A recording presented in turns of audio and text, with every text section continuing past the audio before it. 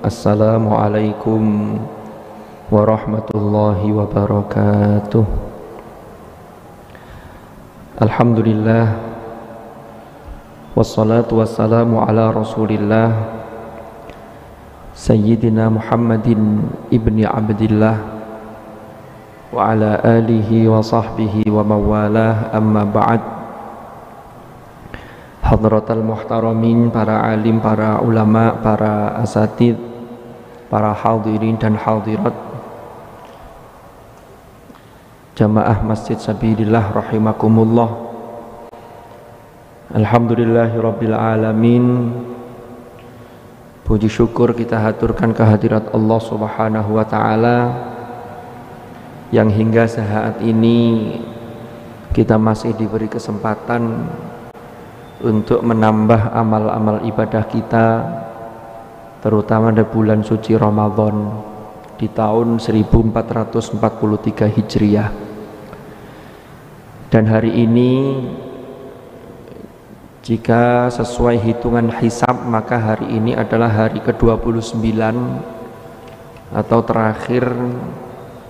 hari terakhir di bulan Ramadan ini.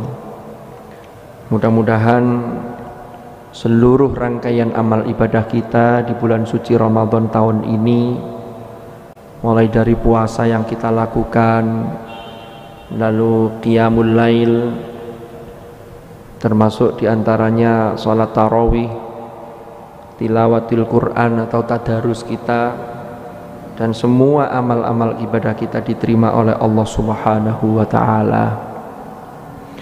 Dan mudah-mudahan kita dipertemukan kembali dengan Ramadan di tahun-tahun yang akan datang. Amin, amin, amin ya mujibas sa'ilin. Maka dari itu, mudah-mudahan majelis kita ini ditakdir menjadi majelis ilmu yang nafi'an mubarakan fid dini wad dunya wal akhirah. Ala hadhihi niyah wa ala kulli niyatin salihah wa ala ma nawainah wa ala ma nawahu as-salafus salih. Thumma ila hadratin nabiyil mustafa Muhammadin sallallahu alaihi wasallam wa ila hadrati ikhwanihi minal anbiya'i wal mursalin was sahabati wat tabi'in wal ulama'il amilin wal musannifin wal qurra'il mufassirin wa ila jami'i masyayikhina wa muassisi hadzal masjid wa ila muallif kitab al-hikam Imam Abdullah Alwi Al-Haddad wa jami'i usulihim wa furu'ihim wa nafa'ana bihim wa bi'ulumihim fid daraini amin. Al-Fatihah.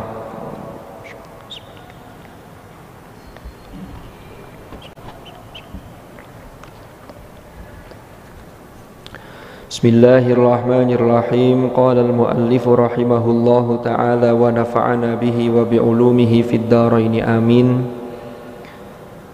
Hari ini kita masuk membahasan dawuhnya Imam Abdullah Alwi Al-Haddad dalam kitab Al-Hikamnya beliau, yaitu dawuh yang ke-53 dan ke-54.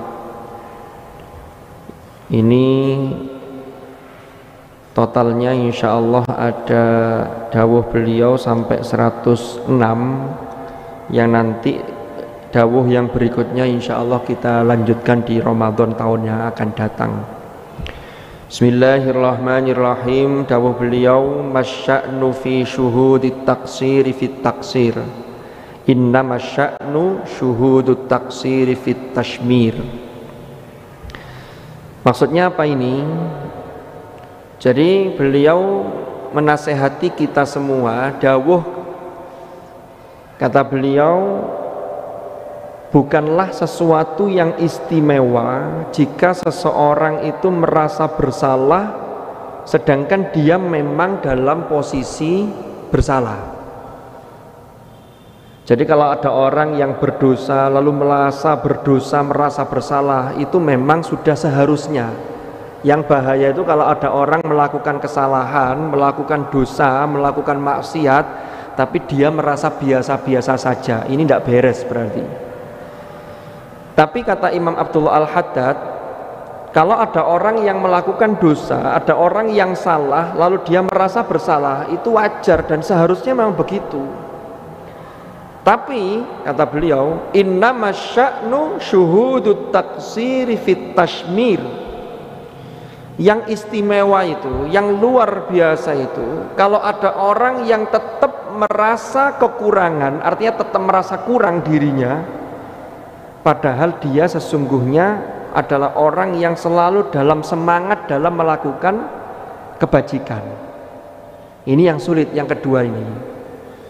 Contoh, jadi kalau ada orang yang sesungguhnya derajatnya itu sudah tinggi, ibadahnya bagus, selalu taat kepada Allah, maksiat itu tidak ada maksiat yang disengaja, pokoknya selalu dalam ketaatan lah kepada Allah, tapi dia merasa tidak istimewa, dia merasa tetap biasa-biasa saja. Ini yang luar biasa.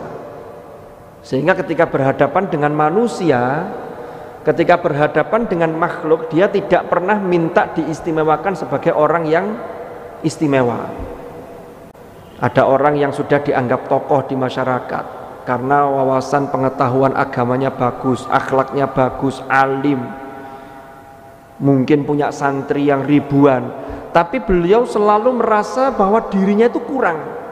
Artinya di hadapan Allah itu selalu merasa ibadahnya itu belum sempurna. Ini untuk selalu memperbaiki dirinya. Lah ini luar biasa. Lah yang banyak itu, ada orang itu yang kalau sudah di hadapan manusia itu sudah mulia, maka dia merasa harus diistimewakan. Lah ini yang jadi masalah. Padahal ketika orang itu merasa biasa, bahkan merasa kurang, dirinya masih banyak kelemahan, banyak kekurangan, itulah yang seharusnya dilakukan oleh seseorang.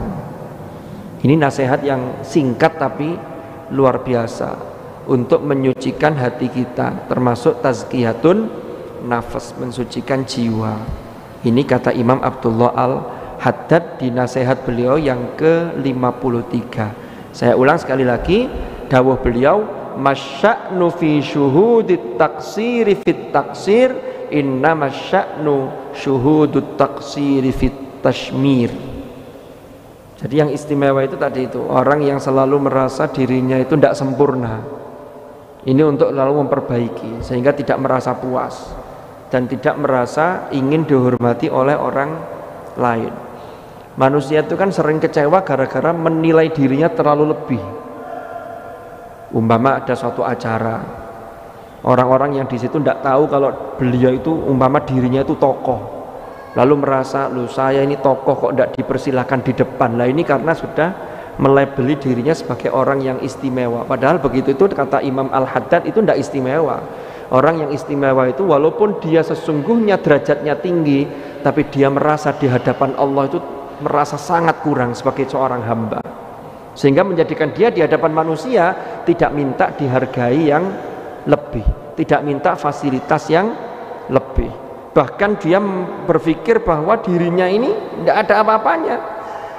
Nah ini lanjutannya di syarahnya itu begini, bi antara in law ataita bi ibadatil awalim kulliha lam tusawi syai'an wa lam takun syai'an.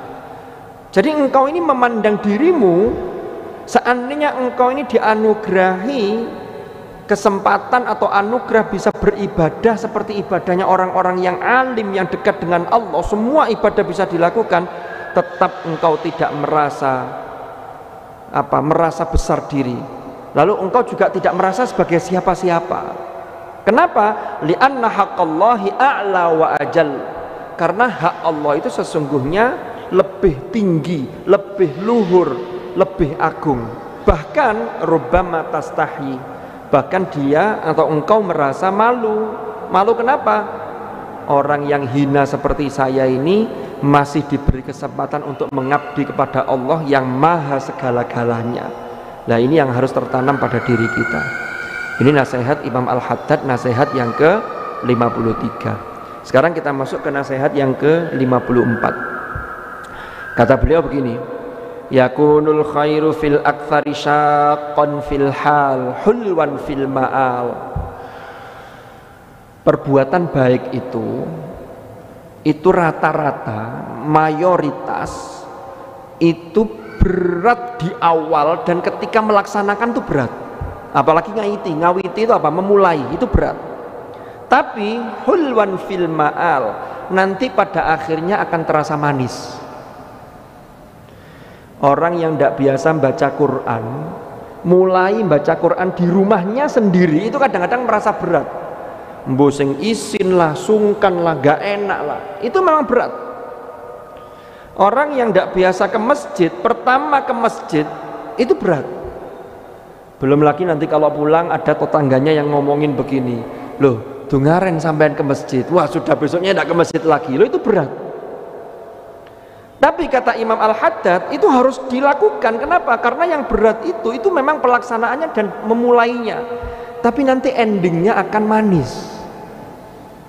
Maka sudahlah, kalau kita ini sudah melakukan kebaikan, tidak usah peduli dengan omongan orang, ya, karena yang kita tuju itu endingnya, apalagi nanti ketika di akhirat.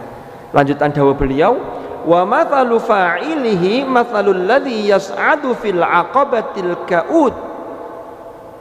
Perumpamaan orang yang melakukan kebaikan itu, yang berat ini ketika melakukan tapi nanti endingnya enak, itu seperti orang yang naik ke atas bukit yang tinggi, naik ke gunung. Para pendaki gunung itu, para pendaki gunung itu pasti belum akan merasakan puas kalau belum sampai puncak. Kalau sudah di puncak, umpama naik gunung Semeru dengan ketinggian sekian ribu di atas permukaan langit, di atas permukaan laut, bukan langit ya, mohon maaf. Itu kalau sudah di atas, biasanya nanti di atas bersyukur lalu menancapkan bendera. Tapi kalau belum sampai di atas, belum, usahanya terus, dan itu berat. La tajidur rohata hatta yantahiya ila a'laha. Ini yang penjelasan tadi saya, yang mana orang tersebut la yajidur roha, belum mendapatkan kepuasan sampai mencapai puncak gunung itu. Ini kata Imam Abdullah Alwi Al-Haddad. Sebaliknya kata beliau, wasyarru, perbuatan buruk itu yakunu fil aktsar hulwan fil hal wa syaqqan fil istiqbal. Kalau perbuatan syar, perbuatan buruk itu mayoritas rata-rata itu manis, enak ketika dikerjakan, enteng ketika dilakukan, tapi sengsara dampaknya fil istiqbal, pada masa yang akan datang. Kenapa kok dia kelihatannya hulun? Karena ada dua yang ikut ngipasi. Siapa itu? Setan dan juga hawa nafsu, nafsu yang tidak dirahmati oleh Allah. Sehingga nafsu itu yang selalu membawa ke ammarah bisu, itu mesti membawa kepada keburukan. Itu ngerjakannya enteng, gampang wis. Biasanya yang paling ringan itu bisikan setan tuh begini, wis gampang lakonono dhisik, engko urusan buri, lo kan begitu. Padahal urusan buri itu berat. Iya, kalau mburi masih di dunia masih ada kesempatan taubat, masih bisa walaupun itu berat. Tapi nanti di akhirat, kalau sudah urusan mburi, di akhirat pintu taubat sudah tertutup. Na'udzubillah. Maka jangan sampai kita meremehkan sekecil apapun dosa. Orang-orang Yahudi itu lo begitu, gak apa-apa dilakoni ae. Nanti masuk neraka juga paling sebentar. Wa qalu lan tamassanan naru illa ayyaman ma'dudat. Neraka itu nanti akan menyentuh kami paling tidak lama, paling mek pirang dino begitu. Bahaya. Orang tuh mulai melakukan sesuatu dosa besar itu biasanya mulai dari meremehkan sesuatu yang kecil, dosa-dosa kecil. Sama kayak orang yang bersyukur itu, kalau dia tidak bisa mensyukuri hal-hal yang kecil, maka dia tidak bisa mensyukuri yang besar. Man lam yashkur al-qalil lam yashkuril katsir. Man lam yashkurin nas lam yashkurillah. Barang siapa yang tidak bisa berterima kasih kepada sesama manusia, maka dia sulit untuk bersyukur kepada Allah. Itu hadis Rasulullah sallallahu alaihi wasallam.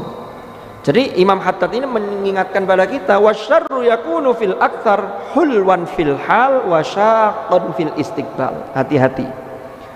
Bagaimana dengan perumpamaan pelakunya? Wa mathalu fa'ilihi mathalul ladzi yaqa'u min dzurwatir jabalin aw baitin la yajidul alama hatta yaqa'a 'alal ardi. Beliau mengumpamakan orang yang melakukan dosa, melakukan maksiat, melakukan keburukan, itu seperti orang yang jatuh dari atap atau jatuh dari atas gunung.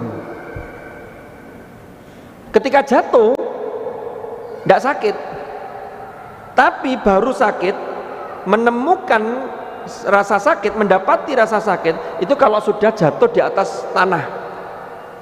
Orang jatuh dari atap atau lantai 16 atau lantai berapa begitu ya, lantai 2 aja lah, tidak usah tinggi-tinggi. Kalau 16 ketinggian itu jatuh biasanya secara sunatullah bisa meninggal. Kalau atap genteng biasa jatuh itu ketika proses jatuhnya kan cepat, ketika jatuh begini tidak terasa, baru nempelnya blek di tanah itu baru terasa sakit. Bisa patah tulang, bisa keseleo, bisa luka-luka. Orang jatuh dari pesawat, loncat, pas jatuhnya ya tidak sakit, baru sudah kena bumi ya baru sakit. Makanya nih hati-hati. Jadi Imam Al-Haddad mengingatkan, wa mathalu fa'ilihi mathalul ladzi yaqa'u min dzurwati jabalin aw baitin la yajidul alama hatta yaqa'a 'alal ardi. Penjelasannya bagaimana? Jadi penjelasannya, orang yang melakukan kebaikan naik ke puncak gunung tadi itu merasakan sa'bah. Sa'bah itu apa? Sa'bah itu ya payah, ya sulit, ya berjuang, ya pengorbanan. Memang begitu. Orang yang melakukan kebajikan itu pasti nek sedekah itu ketidikan dirasani uang. Umpama ada orang yang tahu. Kalau banyak pasti nanti dicemooh juga. Allah itu paling pamer itu, riya itu, paling biar dipuji. Lu mesti begitu. Pokoknya orang itu kalau nuruti, kita sudah melakukan kebaikan, sudah jelas berada di jalan Allah. Ya. Kalau nuruti orang ngomong tidak ada selesainya. Tapi kalau ngomongnya itu boleh jadi ada benernya, mungkin jadi koreksi buat kita. Tapi kalau yang komentar itu karena untuk mencari-cari kesalahan, ya tidak ada selesainya. Ya, wasyarru yakunu fil aktsari hulwan fil hal li'annahu tastalidzuhu an nafsu. Kenapa kok kalau melakukan keburukan itu rata-rata enak? Karena ini li'annahu tastalidzuhu an nafsu, karena nafsu yang di dalamnya ada yang meletup-letup namanya al-hawa, yang kemudian di Indonesia kan jadi hawa nafsu, itu selalu ngipasi bahwa ini enak, karena nafsu itu mesti pengennya yang enak-enak dan itu diterabas semua. Makanya nafsu itu harus dibimbing oleh wahyu. Ketika nafsu itu sudah dilatih, termasuk Ramadan ini kita kan melatih memanage hawa nafsu. Contoh, sesuatu yang halal saja, makanan, minuman yang halal, kalau belum maghrib tidak boleh dimakan, tidak boleh. Itu kan memanage. Karena kalau nafsu itu maunya sekarang-sekarang, pokoknya saiki, sampai diibaratkan seperti bayi, seperti anak kecil yang kalau itu dituruti maka tidak pernah bisa disapih. Maka puasa ini media untuk melatih hawa nafsu kita. Kita melatih sesaat, memanage hawa nafsu untuk meraih kebahagiaan yang hakiki. Makanya Allah dalam hadis qudsi itu dawuh, Rasulullah bersabda, yaqulullah azza wa jalla, Allah berfirman, as-saumu li wa ana ajzi bihi. Puasa itu untukku dan aku yang akan membalas puasa itu. Dan orang yang puasa itu punya dua kebahagiaan. Kebahagiaan yang pertama ketika dia berbuka puasa, dan kebahagiaan yang kedua ketika dia bertemu dengan Allah nanti kelak di akhirat. Ini dua kebahagiaan bagi orang yang berpuasa. Jadi nafsu itu kalau sudah sesuai dengan wahyu, sudah diarahkan, itulah yang disebut dengan an-nafs al-mutmainnah, jiwa yang tenang, yang sudah tercerahkan. Ya, kita berharap nafsu yang ada dalam diri kita tercerahkan sehingga ini selalu terarah, tidak nabrak-nabrak apa yang menjadi larangan-larangan Allah Subhanahu wa ta'ala. Wasyaqon fil istiqbal, apa maksudnya nanti soro atau berat di masa yang akan datang? Di penjelasannya dijelaskan hina yadhharu wabaluhu, yaitu nanti ketika sudah tampak konsekuensinya. Konsekuensi itu bisa di dunia, bahkan nanti konsekuensi yang total itu ada di akhirat. Jadi orang kalau melakukan keburukan itu pasti ada konsekuensinya. Allah berfirman, man amila sholihan falinafsih wa man asa'a fa'alaiha wa ma rabbuka bidzallamin lil abid. Barang siapa yang melakukan amal kebaikan, amal solih, maka dampak baiknya akan kembali kepada dirinya. Tapi sebaliknya, barang siapa yang melakukan keburukan, kejelekan, maka dampak buruknya juga ditanggung masing-masing, ditanggung dirinya. Dan sekali-kali Allah tidak pernah menzalimi hamba-hambanya. Wa ma rabbuka bidzallamin lil abid. Para hadirin dan hadirat rahimakumullah, dua nasihat ini 53 dan 54 ini bisa menjadi bekal kita bagaimana kita nanti setelah bulan suci Ramadan ini. 11 bulan berikutnya, mari kita jaga semangat kita, ibadah kita di bulan Ramadan ini, sehingga tetap ada dampak positif yang tetap kita lakukan di luar bulan suci Ramadan.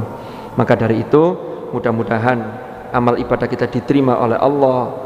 Lalu ketika kita berada di majelis-majelis ilmu selama bulan Ramadan ini, semuanya ditakdir menjadi ilman nafi'an mubarakan fid dini wad dunya wal akhirah. Dan terima kasih atas perhatiannya kepada para jamaah semuanya. Kami mewakili Takmir Masjid Sabirillah Kota Malang selama bulan suci Ramadan ini dalam melayani para jamaah semuanya, mulai dari sarana yang kita sediakan untuk di pagi hari ketika kuliah subuh, lalu sore hari sampai berbuka bersama, lalu qiyam Ramadan, sholat tarawih, lalu sholat witir di tengah malam. Mungkin ada kekurangan di sana sini, kami mohon maaf yang sebesar-besarnya mewakili Takmir Masjid Sabilillah. Dan tentunya kami juga menyampaikan terima kasih yang sebesar-besarnya atas partisipasi dari para jamaah semuanya, sehingga kegiatan kita ini alhamdulillah mulai dari awal Ramadan hingga akhir ini bisa terlaksana. Dan mudah-mudahan semua ini menjadi jariah kita, dan mudah-mudahan semua ini mendapatkan ridha Allah dan menjadi wasilah turunnya rahmat Allah subhanahu wa ta'ala. Kurang lebih mohon maaf, mudah-mudahan manfaat dan barokah. Al-Fatihah.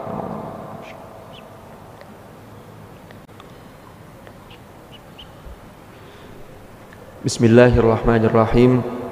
Allahumma anfa'na ma 'allamtana wa 'allimna ma yanfa'una warzuqna ilman nafi'a. Allahumma ij'al ijtima'ana ijtima'an marhuma wa tafarruquna min ba'dihi tafarruqan ma'suma wa la taj'al ma'ana wa fina shaqiyyan wa la mahruma bi rahmatika ya arhamar rahimin. Walhamdulillahi rabbil alamin. Al-Fatihah. Subhanakallahumma bihamdik asyhadu an la ilaha illa anta astaghfiruka wa atubu ilaik. Wa sallallahu ala sayyidina Muhammad walhamdulillahi rabbil alamin. Hadanallahu wa iyyakum ajma'in. Al-afa minkum. Assalamu alaikum warahmatullahi wabarakatuh.